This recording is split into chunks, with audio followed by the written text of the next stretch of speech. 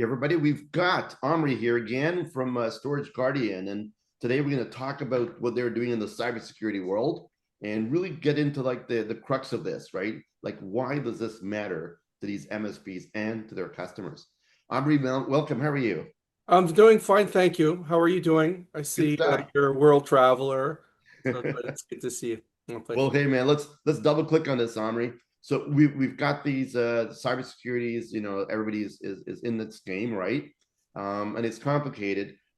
Let's talk a bit about what's the problem that you solve specifically for MSPs and their customers.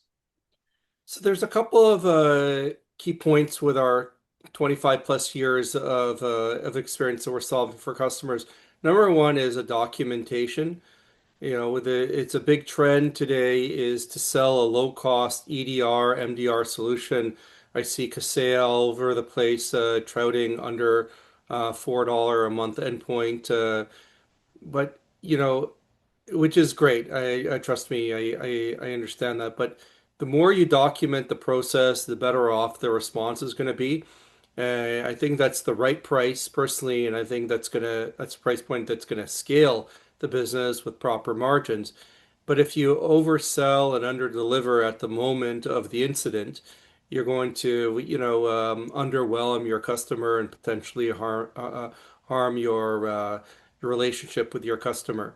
So what we have done at Storage Guardian is, we have created an incident response runbook that follows the best practices and standards that are published through the NIST 2.0 framework. And so we have a SaaS model where it's fill in the blanks and you can put in your customers' details.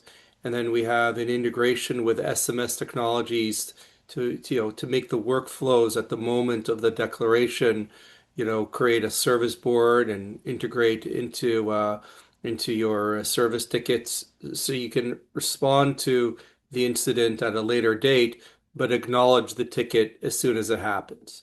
Those are two different things, and that makes you look like a superhero when you acknowledge, something at 1, 2 in the morning, and then resolve it the next day. So it's really that relationship. Mm. So that's what. Yeah, that's what you do. And the key is that every MSP or MSSP need to follow some sort of framework, right? Once you've got a framework, you can't really do this without a framework. Is the bottom line, right? And the better you're able to adhere to it, it's not just going to help you look better with a customer, right? But when something does go wrong, right, it gives you a kind of a roadmap to kind of get out of that problem, right? So with this solution, right, how does the MSPs sort of leverage it on a day-to-day basis to literally keep themselves on the right track and their customers? So the way, its position is to run a tabletop exercise, Mm. assume that there is a zero-day attack, and you need a way of communicating with stakeholders at the moment of the incident, and to create a tabletop exercise which would engage all the stakeholders, including yourself as the MSP, your key employees, the customer, and their employees, and just go through a tabletop exercise to look for gaps, look for problems, and fix them. At the time, it could, typically when we run these for customers, one of the first problems we encounter is there is no way to communicate with your user Mm. if your M365 is compromised. And so one of the key things we do is we implement a different method of communicating with your users because it could take up to a day to sort out all of your M365 problems, and so having a low cost, solution that's an IVR makes sense. For example, teaching, and another thing that we do is to drive more RMM sales. We do a patch management exercise to make sure all the ports are closed and all the operating systems are patched, as part of the exercise in the incident response. So you can have a second set of eyes to make sure that's one of the modules that we follow within the run book as well, for example. And it's you make a really great point because at the end of the day, your communications is really what's going to make the difference between you and your clients. Nobody wants to have a disaster and not able to communicate and articulate what's going on, right? And you cannot use the same communication systems that you've been using pre-breach, right? You've got to change it up because why? Um, Assume it's compromised and assume the hackers are watching it. So if you're talking about what you're going to be doing, in the same communication ways that you've been doing in the past, then basically, they could be looking at what you're talking about.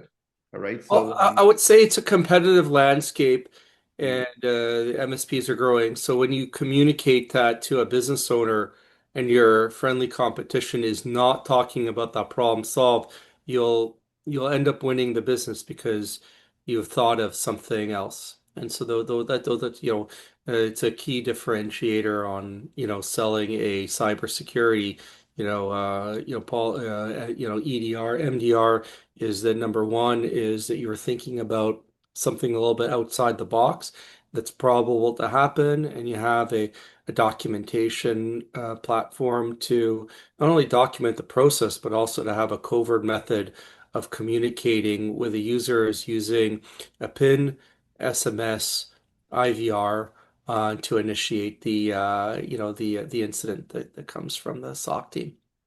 not only you look good, but it's critically important. So, and that's the game. Who's going to do cybersecurity better than the other folks out there?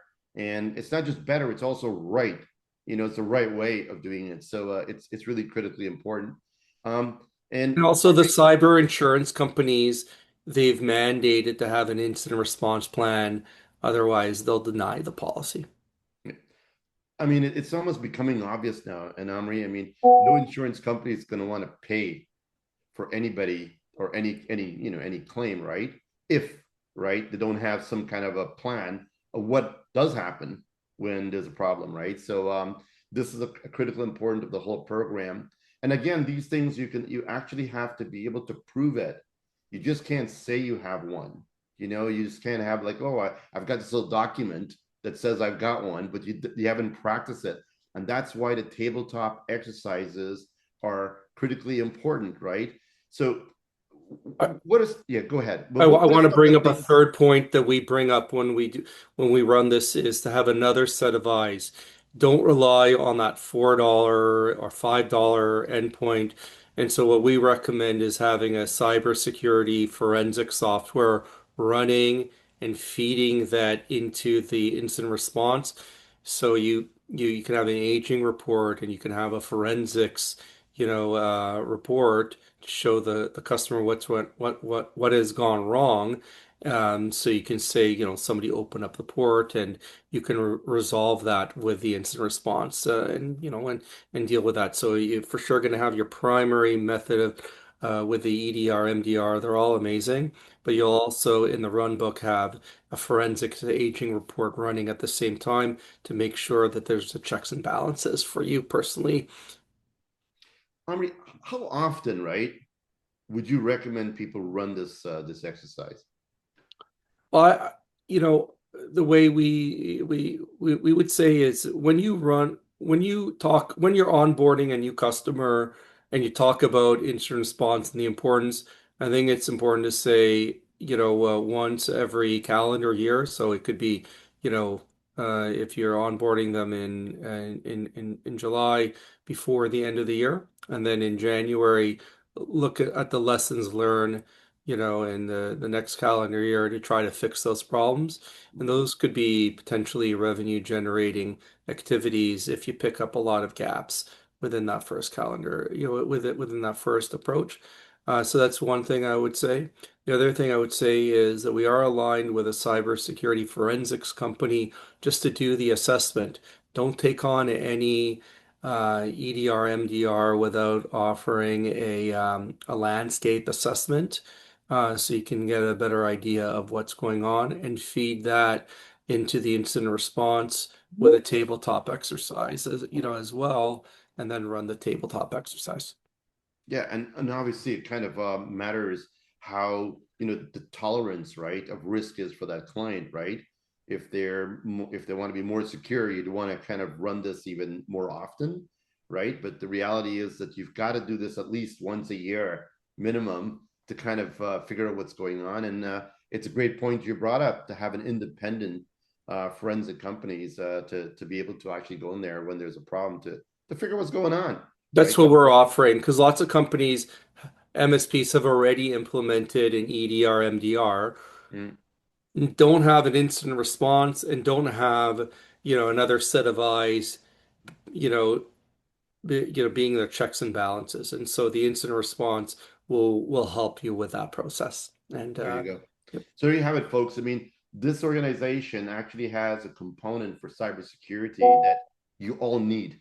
And the reality is that how do you bake this into your portfolio? Well, guess what? There's no portfolio that doesn't need one, right? You need to have an instant response, period, right? And this is actually one that I believe is going to help you, get the job done better.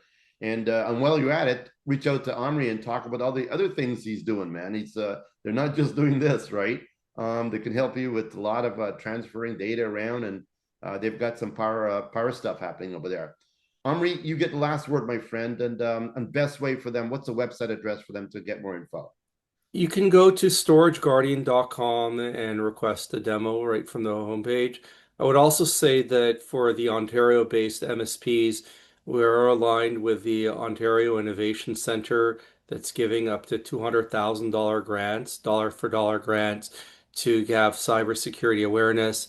And incident response is first and foremost on that area that they will fund, and they can get a hold of me, through the website. I can explain to them or authorize to submit plans for them for that. Yeah, and yet another thing, Omri, that we should talk about. Look, this stuff, it costs money, right? But it's not a crazy amount of money. But the most important thing is that our great government is actually understanding that cybersecurity is important to our future businesses, and they're actually putting some money on the table to help MSPs get this done. So I mean, I don't know if you need more reasons than this, right? But it's kind of like critically important to have this there, and now you have the opportunity to actually get it funded as well. So it doesn't get any better than this, man. So Omri, let's keep it up, and we're gonna bring you more stories from MSPs and stuff that's leveraging this technology and how they're using it in the future. So stay tuned, my friends. Omri, Thank you keep up the very great much. work, man. Thank you very much. Appreciate it.